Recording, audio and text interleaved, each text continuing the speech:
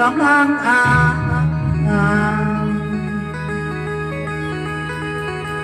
กำลังอ่านที่อายดวงว่าพระแม่สมยงลำลงความรักไปไล่ลาปัญหาสาวพี่ขอฝากให้เจ้าพี่ขอฝากให้เจ้าตากมือประจำไป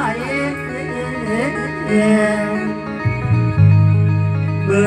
ดอะไรให้รางวัลให้สมเกืออย่ารอตา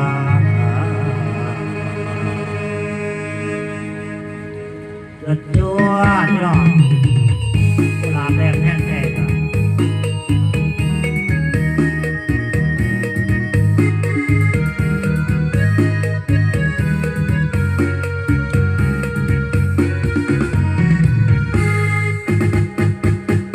ที่บุกว่าวันว่าเรียนใจขอบคุณจากใจขอมองขอบแก่เธอฝากใจดวงนี้ที่มันละเมอคิดถึงเธอไม่มีวันลืมกุหลาบสีแดงหอมแก้มวน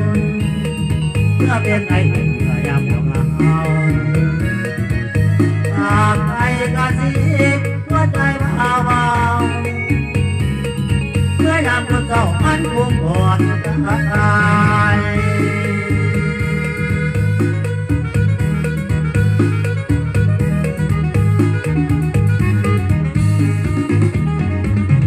ใส่วันดีดีกุมภาน้ำจับเลยเดือนที่ง่ายคือเราไม่มายังคิดตัวดังเอาน้ำทุกกันเอ้ยว่าหัวตาขาดกินรังยังทำไรเดือดมาเดือดแต่รอสาเธอกี่บอกเลยวันขาดไม่ไปหัวใจที่มอบแก่นางกุหลาบที่แดงหวานที่ว่าได้ตัวกิจของพี่สบายตัวกิจของพี่สบายเป็นสายหายกันหัวยองนอบเลยสิลุนเลยสิลุนจ้องจนต้นฟ้ากระต่ายย่างปาดนากระต่ายย่างปาดนาไม่ได้จะตามโดนลง